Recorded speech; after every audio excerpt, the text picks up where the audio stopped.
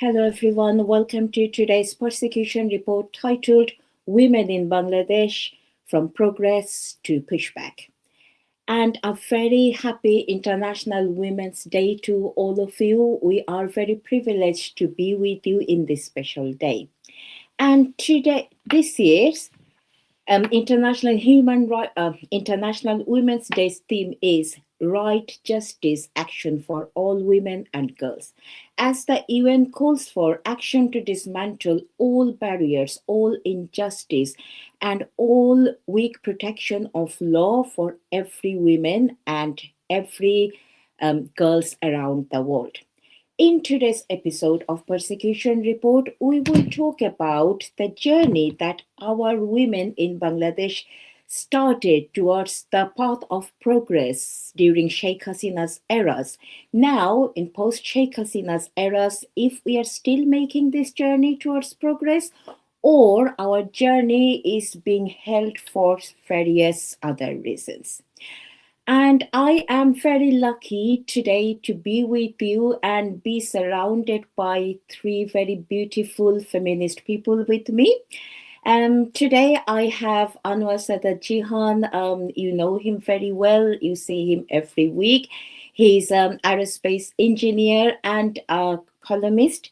And we have Jasmine Chaudhary. She is a human rights campaigner and a senior health practitioner. Welcome to you both. And I'm very honored to present for the first time in our program, Oditi Day. She is a university registry manager as a profession and a beautiful singer and artist in passion as well.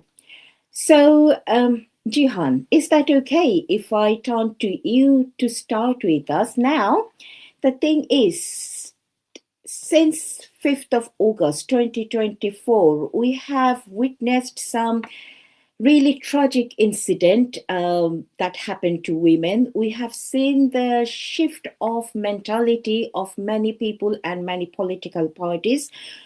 And we have seen some changes of law, and it did not do any good for our women at all. And since the new government took power in Bangladesh as well, some of the people in Bangladesh, they were being hopeful that situation might change. But at least I haven't witnessed any change, at least any positive change. Instead, we have seen some decline as well. So, Jihan, would you mind taking us through what is happening for last year and a half and what is happening after the election in February as well? So, Jihan? Thank you, Ms. Meher, and special thanks to Ms. Chaudhuri and Ms. Day for taking the time to join us today. Let me first start by congratulating all three of you on this International Women's Day. Your uniqueness, your intellect, and your abilities make you special. Always remember that you are not only equal, but in cases more than others of society. And you all make society stronger. And I would like to also take the opportunity to congratulate all women of the world on this very special day. Now let's switch our focus to Bangladesh and the condition of women in Bangladesh. Here you can see two pictures. On the left, I'm sure you all have seen this cartoon. You know, it was a cartoon from our childhood about Meena and Raju, a brother and sister. And during that time, that cartoon was used to promote that a brother and sisters are equal. Meena is equal to Raju. From that time, when people used to think that Meena deserves less food than Raju because she is a girl.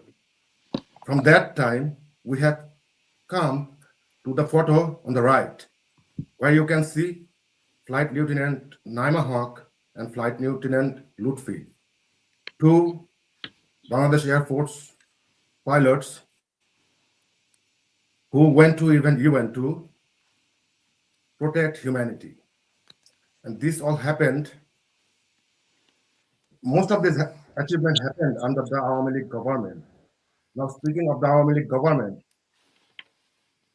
speaking of Bangladesh as a whole, if we take a look at the history of Bangladesh and the 35 years, we will see that Bangladesh belonged to women, these women leaders. She, Prime Minister Sheikh Hasina, she worked tirelessly to improve the condition of women in Bangladesh. Then the catastrophe of July 2024 happened. So the religious fanatics took over, religious bigots took over, misogynistic people took over, and we have seen a sharp rise in violence against women.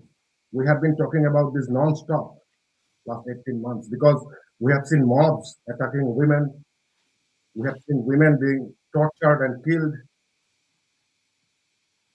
and whatnot. Now, if we take a look at the numbers, at the statistics, and if we compare the numbers between 2024 and 2025, we will see that there has been a 52% rise in total rape and gang rape victims. The number of girl victims increased by 47%. And these are reported numbers. For a country like Bangladesh that is kind of conservative, oftentimes rape does not get reported for one reason or the other. So these numbers may be even more. The type of violence that women face in Bangladesh, here are the types, from home, from household to the workplace. Harassments against them are not anything new. If we take a look at some recent incidents, a chilling photo of this 8-year-old minor girl with her throat slit after being raped in Chittagong. 8 years old girl. Now talk is cheap. We can talk because there was another girl in Magura, Asiya, who also passed away. So this is becoming a trend in Bangladesh, the violence against minor girls, which is highly, highly alarming. Then, if we take a look at the incident in Pabna, an elderly grandmother was hacked to death while trying to prevent her grandchild from being abducted. We have seen her dead body in her house, while we have seen the dead body of the rape victim, in the mustard field. And then in North Sindhi, the so-called BMP leaders, the BMP is in power now. These BMP leaders were arrested because they were raped. After raping, when the victim demanded justice, she was killed. And then the situation of minority in Bangladesh, the religious minority, is horrible right now. And on top of that, when you are a minority girl, we can only imagine how tough the situation is in Bangladesh. So, Ms. Meher, in terms of violence, we are not anywhere where we need to be. We are not anywhere where we need to be. We have been talking about all this. So many groups have been raising their concerns about all this, but what it appears to me is that we have failed. We have failed to protect this 8-year-old girl from being the victim. And I'm looking forward to hearing more of your input today to how we can improve this situation going forward. Back to you, Ms. Meher. Thank you, Jihan. Thank you for giving us a tour. It is a grim, grim situation, and of course, it is very tragic when we fail to safeguard our very, very young girls, we fail to protect them, we fail to save them. So it looks like we failed in our duty as well. And Jihan, I also remember talking to you very recently when you were very frustrated about what is happening with girls and women in Bangladesh, and we all shared the frustration. Now, um, I want to talk to you guys and to viewers as well is why this is happening.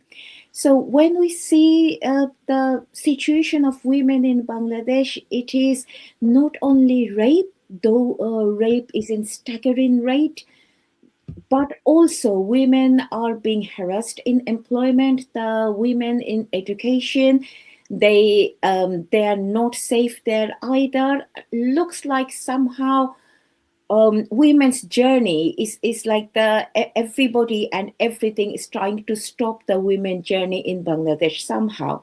So in this context, Ms. Chaudhary, if I can come to you, can you please tell us what do you think? To what extent do you think the political shift continue to limit the autonomy of women in Bangladesh? Though the law and policy suggest otherwise, what is actually happening, Ms. Chaudhary?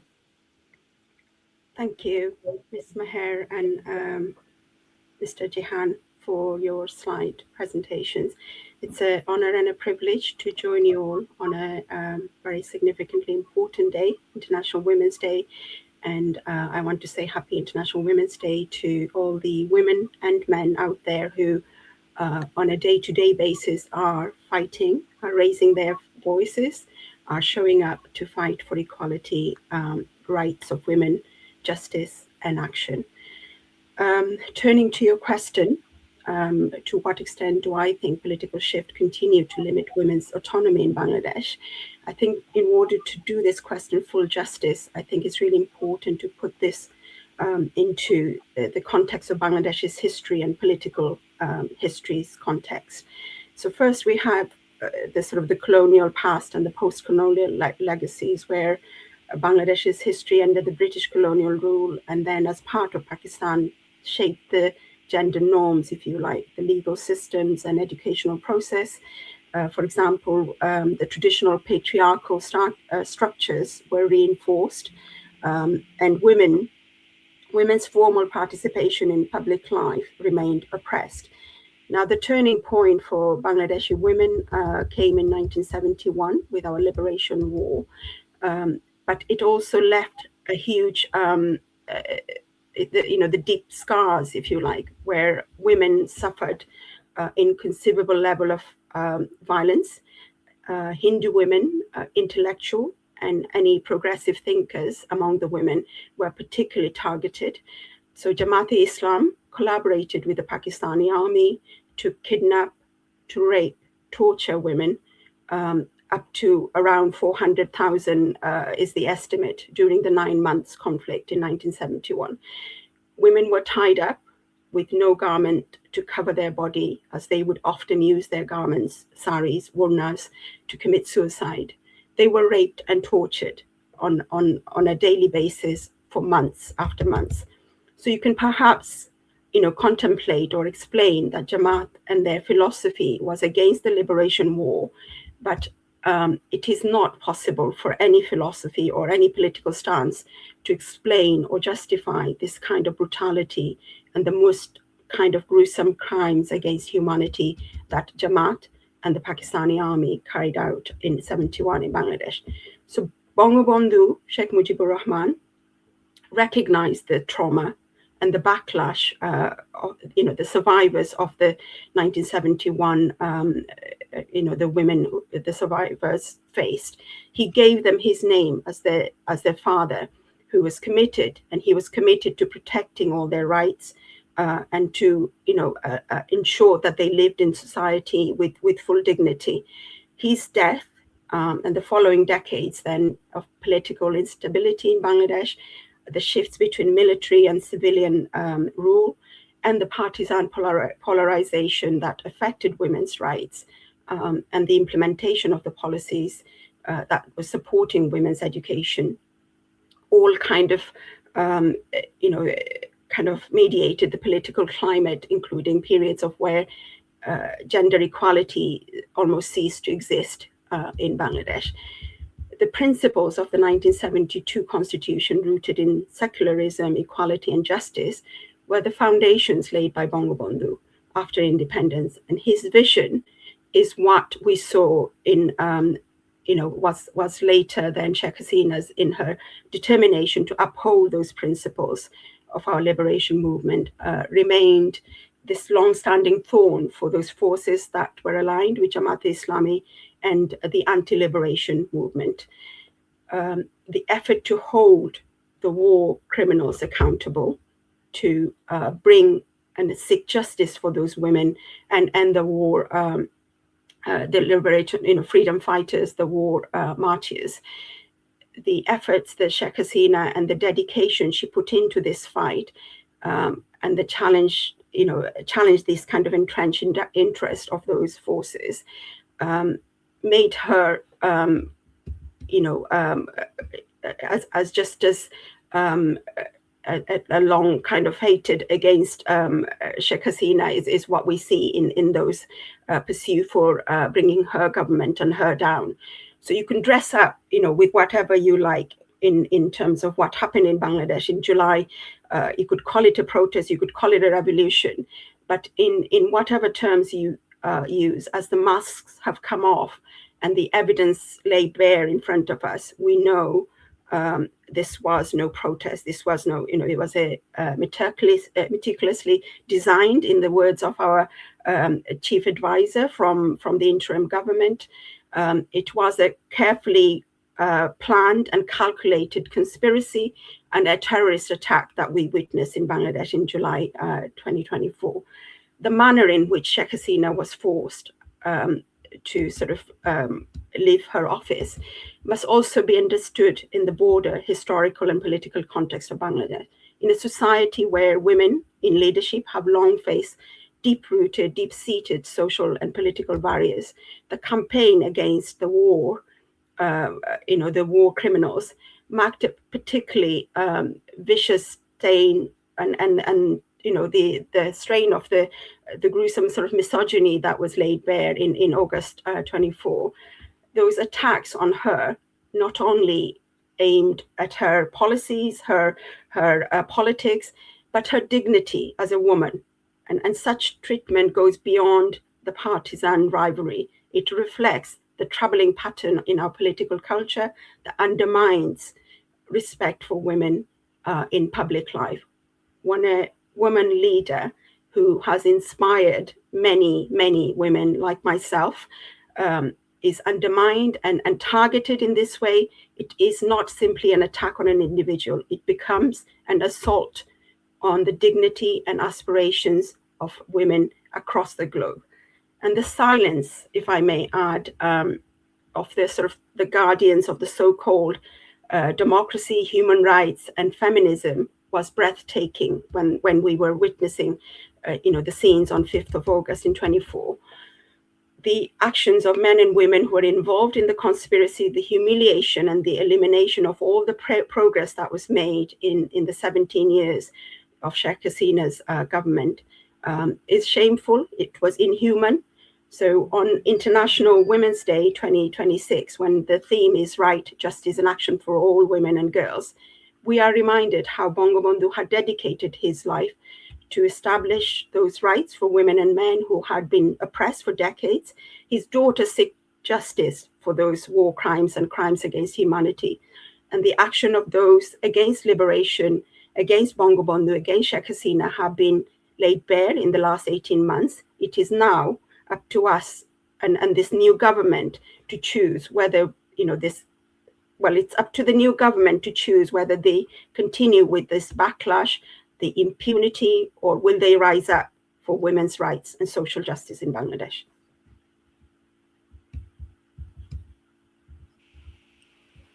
Thank you, Ms. Chaudhary, to remind us the bird of blood for a nation like ours.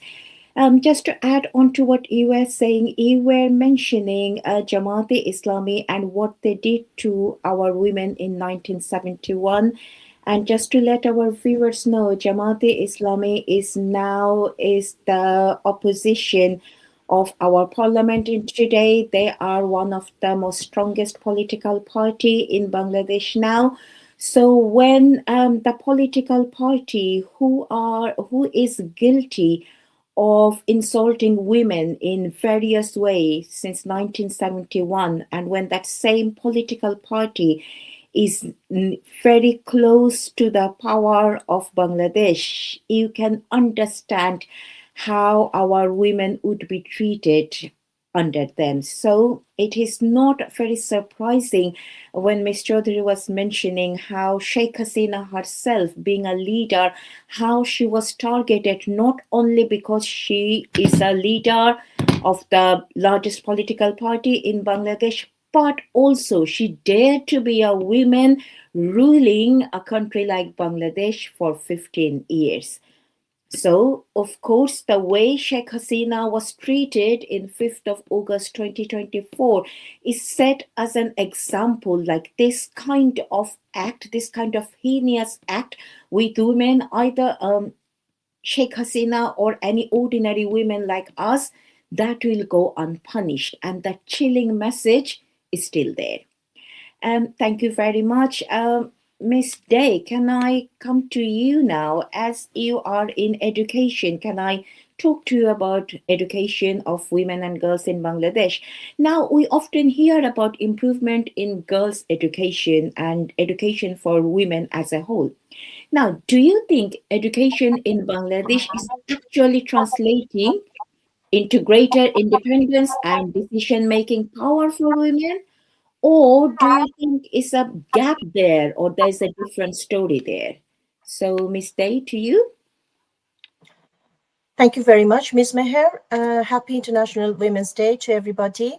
To us, to all the great women who are struggling with their lives and with the constant bullying and everything and the harassment in their workplaces and also home.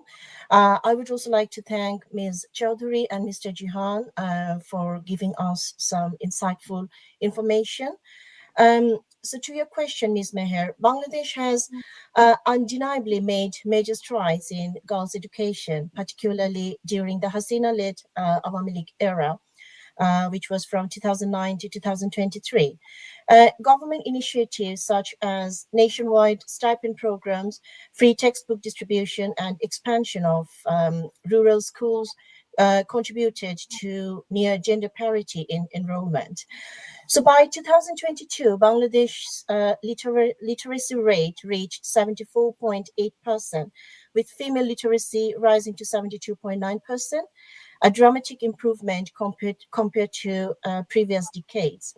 Secondary school enrollment for girls climbed from 39% in 1998 to 67% by 2017, supported by flagship programs like the Female Secondary School Assistance Project and its later iterations, which helped over 2.3 million poor students, and 55% of them were girls. Now, these investments created visible gains in mobility, aspirations, and labor force entry for many young women. Under the Yunus-led interim regime, the worsening climate of insecurity, including rising violence, harassment, and institutional neglect, has directly undermined women's autonomy. Islamist extremism was rife during this period. Girls' football matches were called off due to threats from Islamists. Charnot, a school of music and a symbol of gender-neutral cultural practice, was burnt down. It appeared that all our achievements of the last decade was destroyed by Yunus and his supporting Jamaat led Islamists, when the so-called civil society remained silent bystanders. Now, looking ahead, Bangladesh's progress can still be protected, but only if political stability and institutional accountability are restored. It requires political commitment to progressive ethos. Education must be paired with safety, economic opportunities, and inclusive leadership pathways.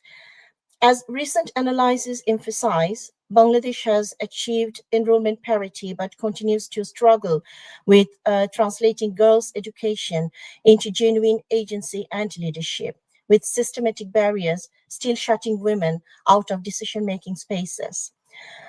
Real empowerment will require reinforcing educational gains with robust protections, stronger gender responsive governance, and renewed commitment to ensuring that girls' education leads not just to schooling, but to meaningful power over their lives and futures. I also would like to add that, as you can see, the current elected government, we can actually see a very handful participation of women of women's in the current current parliament. So, which is really disappointing. We shouldn't forget that Begum Khalida Zia, who actually led this current ruling party for over a decade, and she was the first successful female prime minister of Bangladesh. And I mean, after all these things, I mean, when we see that 6 or 7 women only has been nominated as you know, as the electoral members for the parliament, that really kind of make us think like, is this ruling party really interested about women leadership or not? Thank OTT, you. Miss Day, can I just quickly add something on what you were saying as well? Not only the 7 women are being elected for the parliament, the women participating in election, the number was quite low as well, where the total candidacy was more than 4,000. It was only 109 women were participating in that election, and in that election, at, among these 109 women, 37 were contesting the election as an individual candidate. So altogether, all these political parties in Bangladesh, including the current government party BNP, all the political parties, they nominated 72 women only. That consist only 4%. So, of course, looks like, and Amelik was prohibited from participating in this election, looks like none of the political parties, they had any sort of plan to bring more women in the parliament at all, isn't it? Yeah. Yes, I also would like to add on to that, the current opposition party, Jamaat Islami. You probably have remembered, the Amir of Jamaat Islami party said that women should be allowed only to work 5 hours, and they will kind of make this as like a permanent kind of policy if they are selected as the government. Also, if I remember it correctly, the same person mentioned the working women as the P, the prostitutes.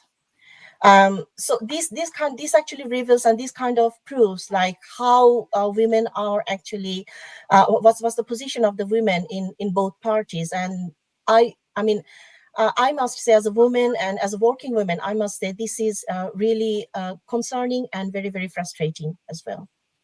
It is, Miss Day, and also another party, the National Citizen Party, which was allying with Jamaat-e-Islami. One of their leader, he actually mentioned the way he portrayed women.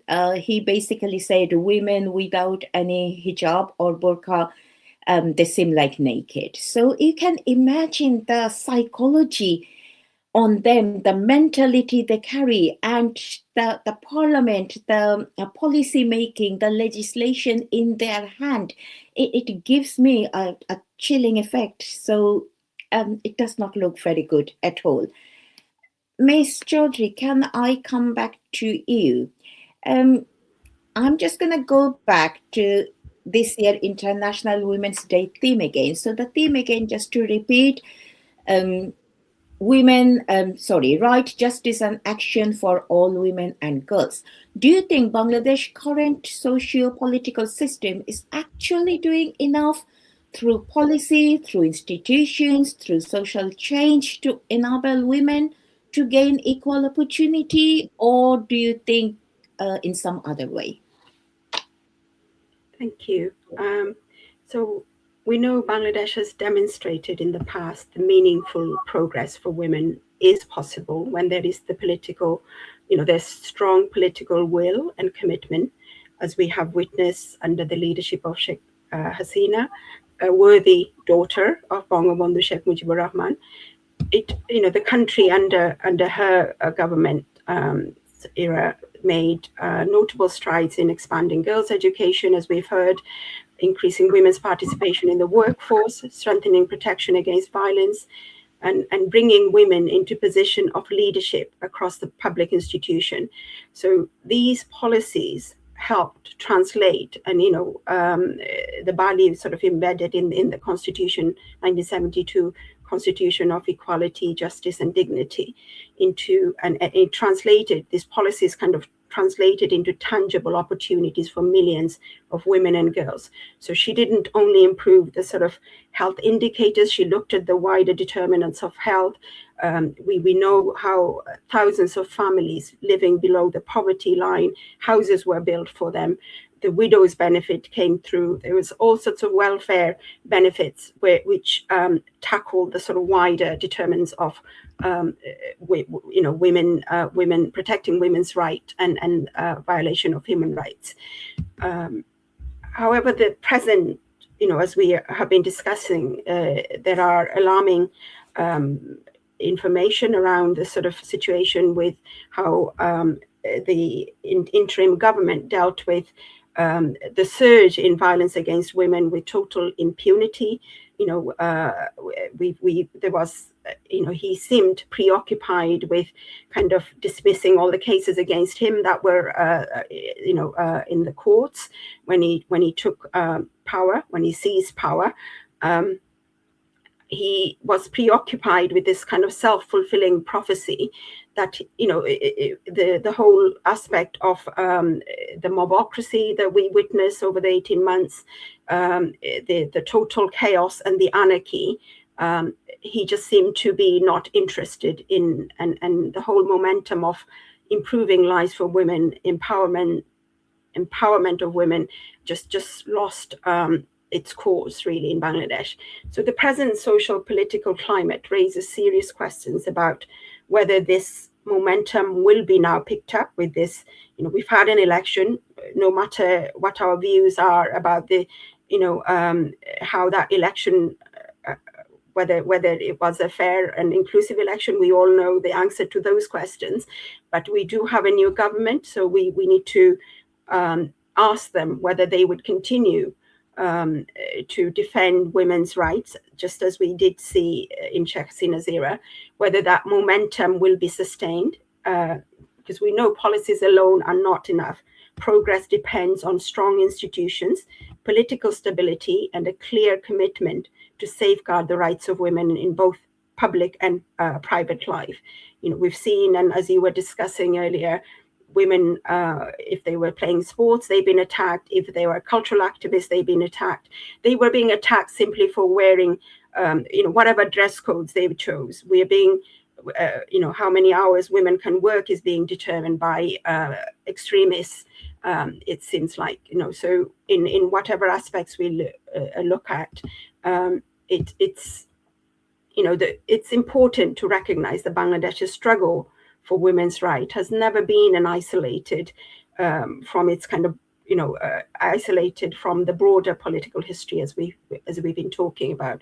So the ultimately the achieving of the promise of rights, justice, and action requires more than the rhetoric. Bangladesh needs sustained policy development, the will and the political commitment of the leadership, a strong institution that can protect women's rights, and the culture, the political culture that respects women's leadership, that can safeguard women's safety in public life and participation in the decision-making processes. Without these elements working together, the goal of equal opportunities for all women and girls remains difficult to fully realize, I think. Thank you, Ms. Chaudhry. Because Ms. Day and you both mentioned about Jamaat-e-Islami's very shiny commitment women can women can work for 5 hours and they will pay for the rest.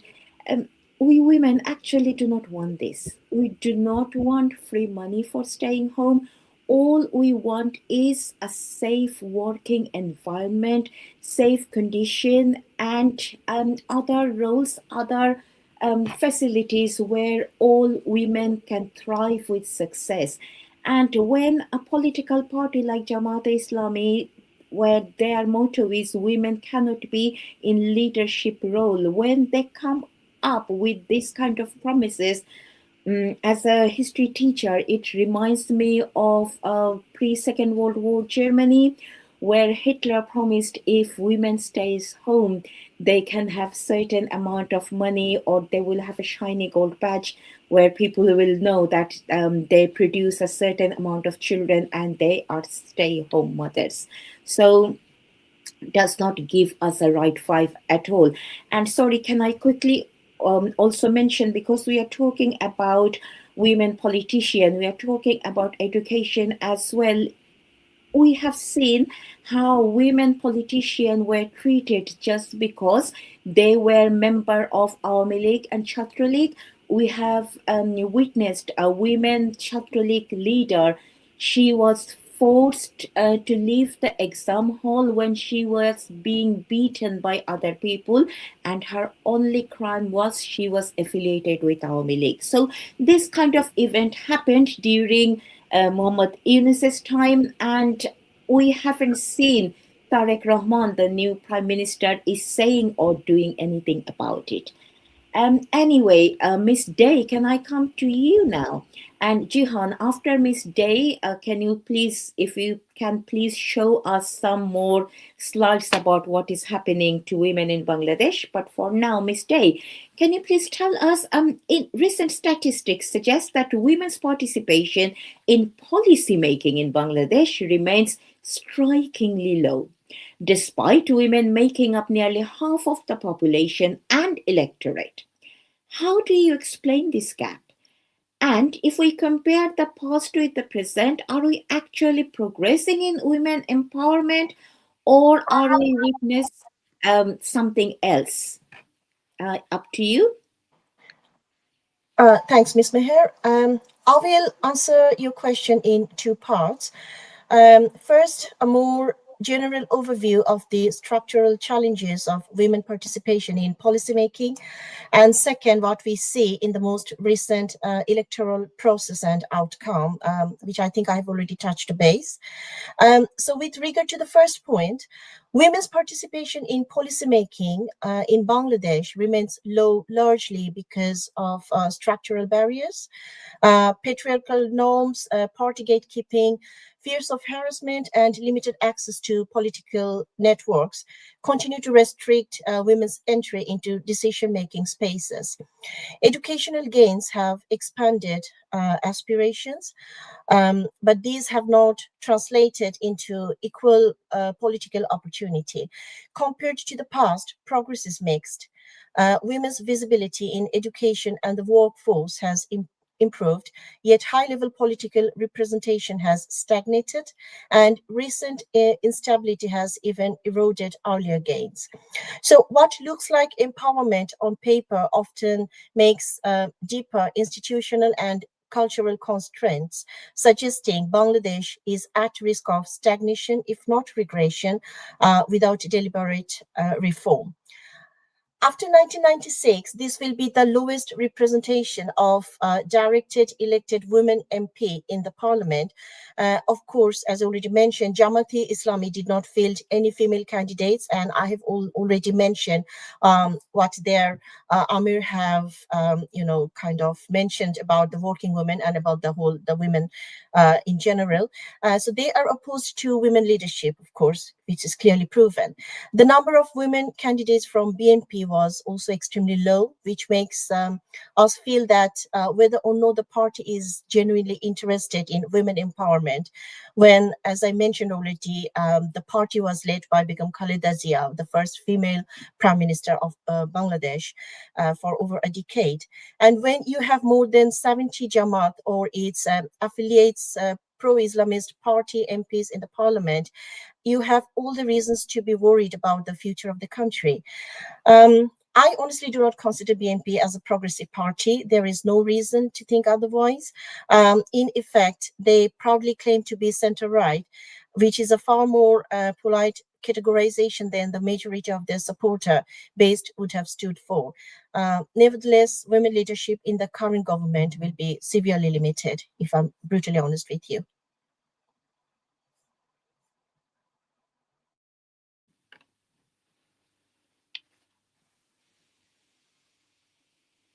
Thank you, Ms. Day, and thank you, Ms. Meher. So this part of the presentation, let me talk about the statistics on politics and economy and education. In Bangladesh, in the so-called July protest, we have seen huge participation from women students.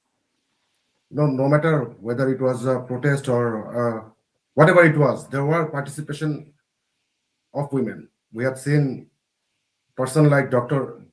Zara and other female students being the leader of that so-called protest. But what actually happened afterwards? What happened in 2026 election? Where are all the women? In this current parliament that is gonna start from the 12th, there are only 7 women candidates who won the election. Only 7.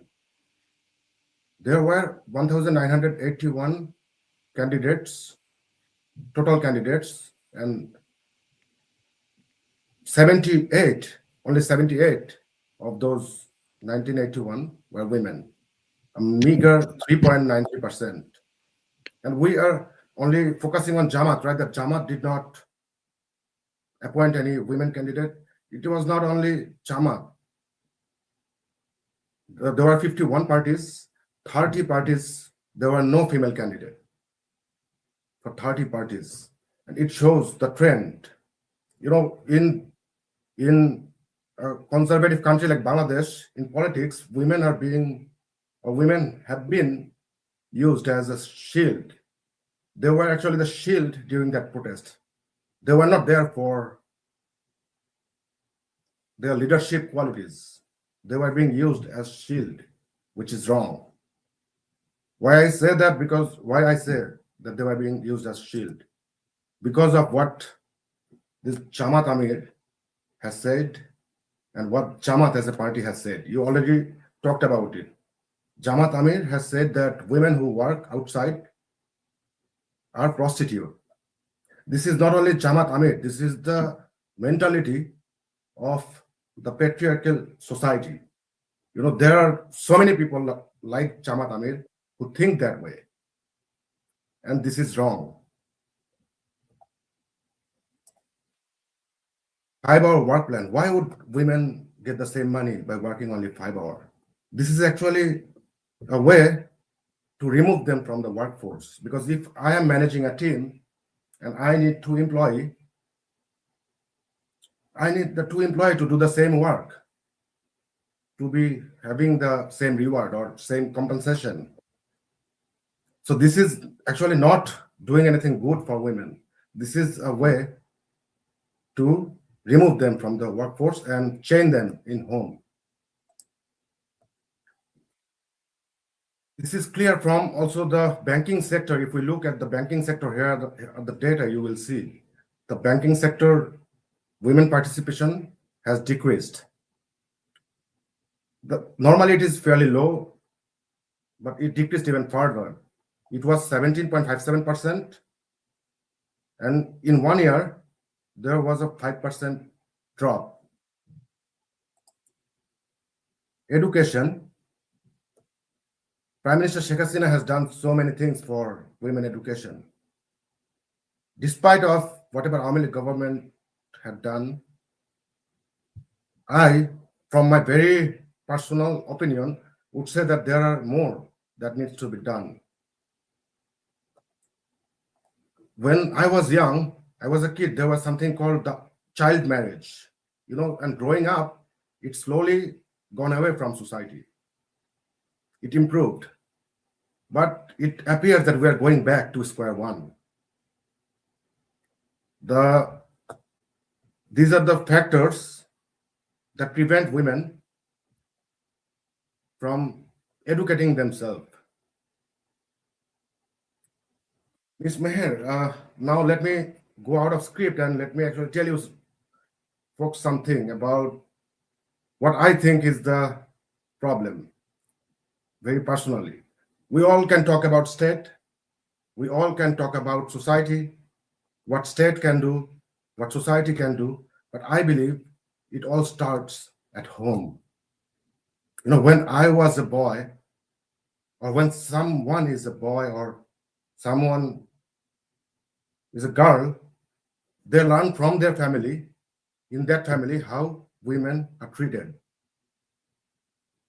If women are not treated fairly and equally at home, that person will have that idea growing up. And it boils down to society. So to improve the situation, I think we all need to start at home. Because a person who sees his maternal grandfather treating his daughter and the son the same, they will have a certain idea. And if they see the opposite, they will have another idea. And these all ideas boil down to society. So I think we all need to focus at our home. Back to you, Ms. Meher.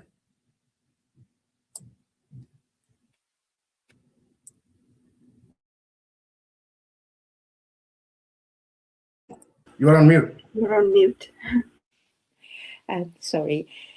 Yes, I agree with you fully. The charity begins at home, so the home environment needs to be improved. But at the same time, the state has a lot of responsibility as well.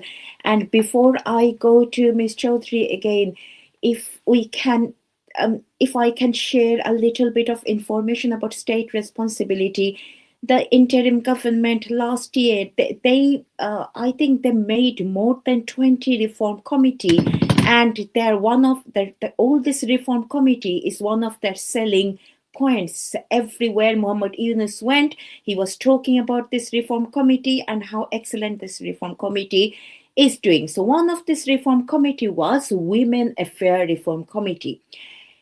I believe last year May, that Women Affairs Reform Committee, they submitted a 443-page worth of report.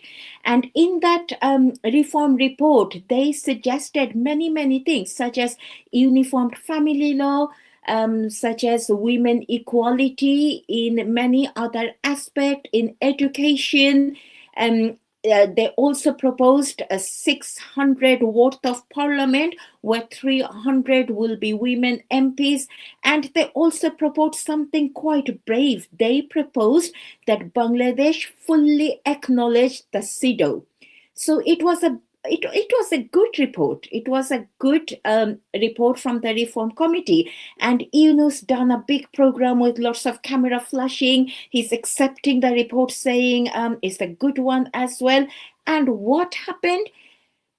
The following day and some other days, those religious fundamentalist group, including the NCP leaders and others, they started protesting against this report, saying if this report is taken for policy making, the whole Bangladesh will shut down everything. And since then, we haven't heard of this report at all. Nobody mentioned about this report from this interim government at all. And the current government as well, they are not talking about that report either. So all this proposal, all this reform committee, including the Women Affairs Reform Committee, was just an eyewash, nothing else. Yeah. Sorry, I was being a bit excited. But anyway, Ms. Chaudhary, can I come to you with some legal perspective?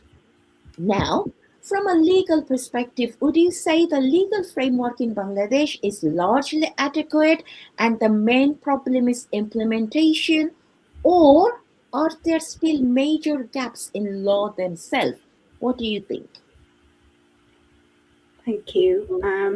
So I think it's only fair to say I'm not an expert on legal matters, but from a perspective of a social justice campaigner, I think the situation in Bangladesh is mixed. On paper, the legal framework is relatively comprehensive. There are laws protecting women against domestic violence, harassment, trafficking policies, supporting girls' education, and provisions for women's participation in local governance. These laws signal a formal formal commitment to gender equality. However, there are two issues that remain. So one, as you have touched with regards to the interim government, the implementation gap. That's the primary challenge. So many laws are not consistently enforced. The police and judicial systems are often slow. They're under-resourced or influenced by social and political pressures, which limits women from accessing justice. For instance, in the cases of domestic violence or workplace harassment, it may be reported but rarely leads to meaningful legal recourse, and awareness of rights remains low in sort of rural areas in Bangladesh. Then there's also this sort of the legal gaps, if you like. So while much of the legal gaps kind of exists, some areas still lack clarity or strengthening. So issues such as workplace discrimination, I think Ms. Day touched on this.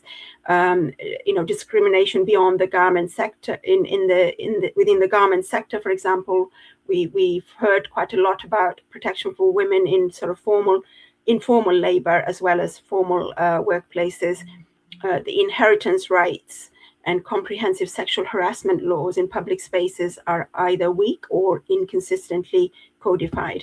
So additionally, the customary and religious practices sometimes conflict with the statutory laws, creating legal ambiguities and undermining women's rights as a result. So in conclusion, I think Bangladesh has made important strides, particularly under Prime Minister Sheikh Hasina's term, in developing the legal protections for women, but the implementation is the bigger bottleneck, if you like, compounded by lingering gaps in specific areas. This means that while the legal frameworks provides a foundation, real empowerment depends on stronger enforcement, awareness, and reforms to cover remaining vulnerabilities.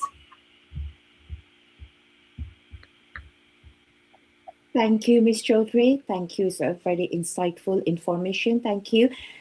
Ms. Day, can I come to you again? I want to talk to you about violence against women. We have witnessed, very unfortunately, some very tragic incident for girls and women both, and we have seen some numbers that Jihan kindly showed us as well. Now, I want to ask you, in cases involving violence against women, we often see some public outrage, but it followed by limited long-term changes. Why do you think systematic reform remains so difficult in this area, and what is happening in post-Sheikh Hasina era? Ms. Day. Thank you, Ms. Meher. Well, systematic reform on violence against women in Bangladesh remains difficult because the problem is rooted in deep structural and institutional weaknesses. Despite periodic public outrage, justice systems often fail to resolve effectively. Police inaction, delayed investigations, and mediation replacing prosecution leave survivors without meaningful redress, reflecting a pattern of institutional neglect. These weaknesses are compounded by persistent social norms, patriarchal attitudes, stigma, and community pressure, which discourage reporting and enable impunity. Now, Broader gender-based vulnerabilities also persist. UNICEF notes that Bangladesh continues to struggle with high rates of child marriage and violence against adolescent girls, which Zihan also mentioned a bit about it, showing that harmful attitudes and structural inequalities remain deeply entrenched even after decades of advocacy and development gains. Political instability further undermines the progress. Recent spikes in violence against women, instances of intimidation, and weak institutional responses under the Yunus-led interim administration illustrate how quickly gains can erode when governance falters. You probably have noticed, and you probably have remembered the shocking incident that just happened, and Jihan also mentioned about it. An 8-year-old girl in Chittagong, she was brutally raped and murdered.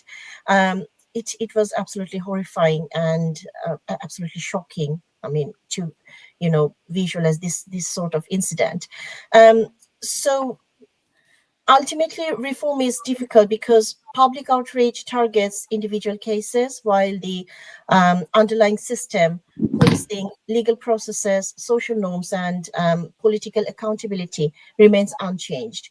We just need massive structural changes within the society, and that needs to be implemented, obviously, by the state.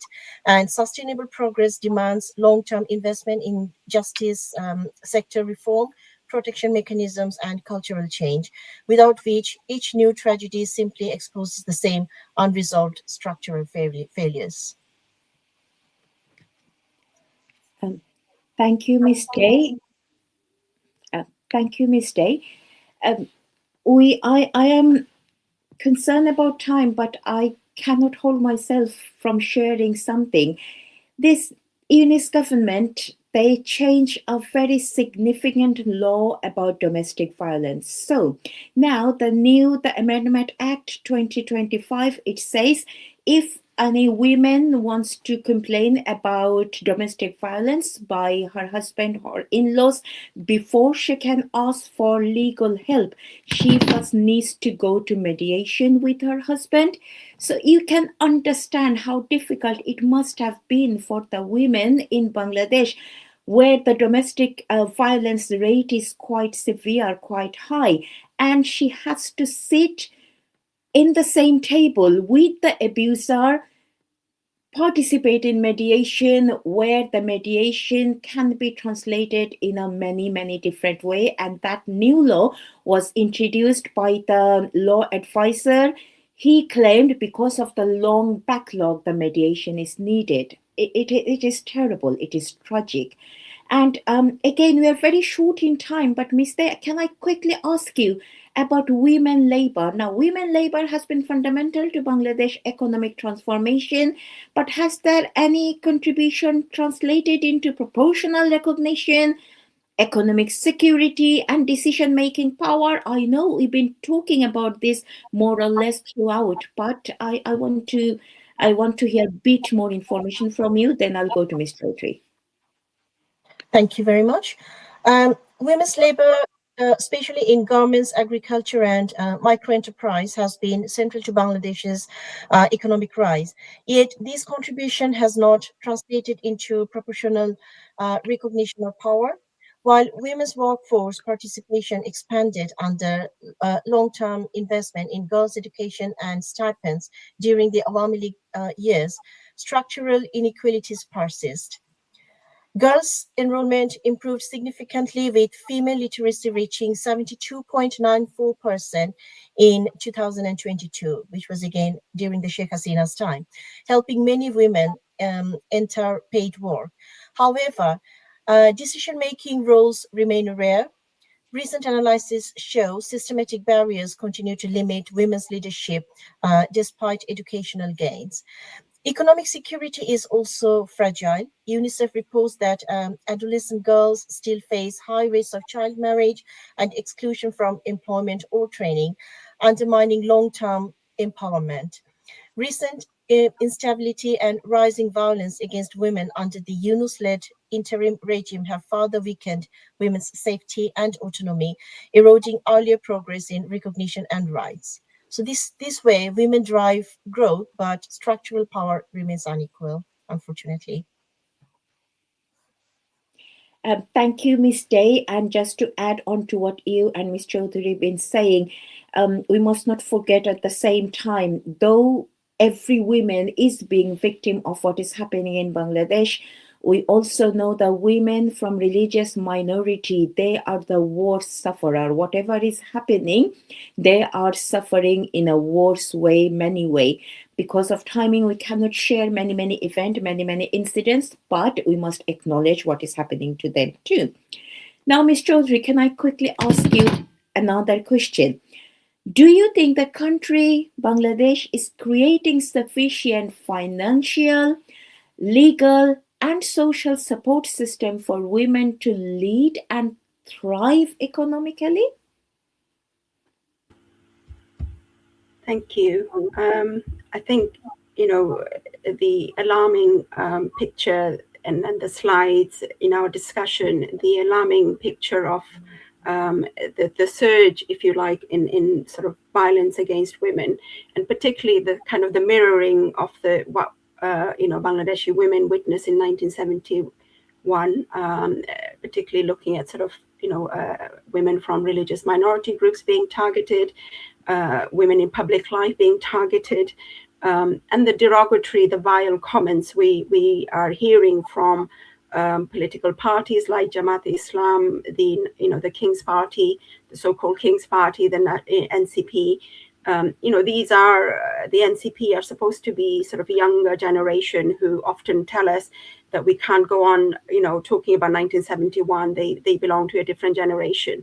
Well, in their the philosophy they seem to be adopting, and in their action, what they're telling us is they are very much about the philosophy of the anti-liberation movement. They are very much about the philosophy that Jamaat Islam follows, which doesn't have much to do with Islam, but has a lot to do with the heinous crimes that we, and the genocide of 1971, and the targeted sort of attacks that we have seen on Awami League activists and the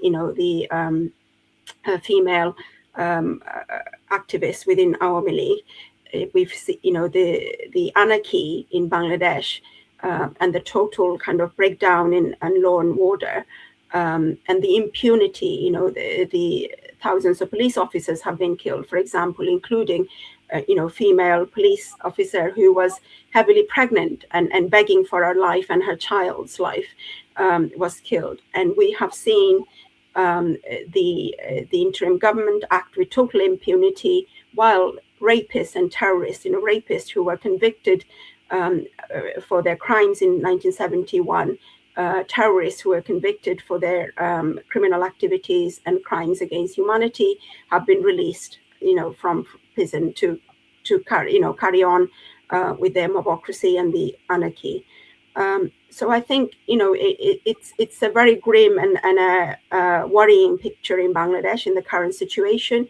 But in short, the core changes requires a holistic approach, a systemic approach where legal rights and economic opportunities, institutional support, the social norms, all reinforce each other. And above all, the political will and the commitment has to be there. And without addressing this kind of interconnected barriers simultaneously, gains in one area like schooling or employment will remain fragile and partial, in my view. Thank you very much, all of you. We are very close to close our program today. But before we go, I just want to say something about women progression. Now, women progression means not only women progression means a nation itself is progressing. So when the women is being pushed back in Bangladesh or elsewhere, any corner of the world, it means we are not doing something right as a nation as a whole. So my request to everyone, whoever is watching this program, you are from Bangladesh or you are from anywhere else, think about our women. Think about our women. Raise your voice for our women because our women need all of us. And when our women progress, the women in Bangladesh progress, women in the world, they take one step forward to progress as well, and so as the whole humanity. So this is the end of our program, but it is not end of the conversation. The conversation will continue. The conversation should continue. We will not stop until we reach our goal, until we save every single member of our community. Thank you very much for being with us. And I again thank you very, very much, Miss Day, Miss Chaudhary, Jihan, everyone. Thank you again. And we will see you all next week, same day, same time. Till then, take care, look after yourself, and look after the women next to you. Goodbye, Joy Bangla. Goodbye. Joy Bangla.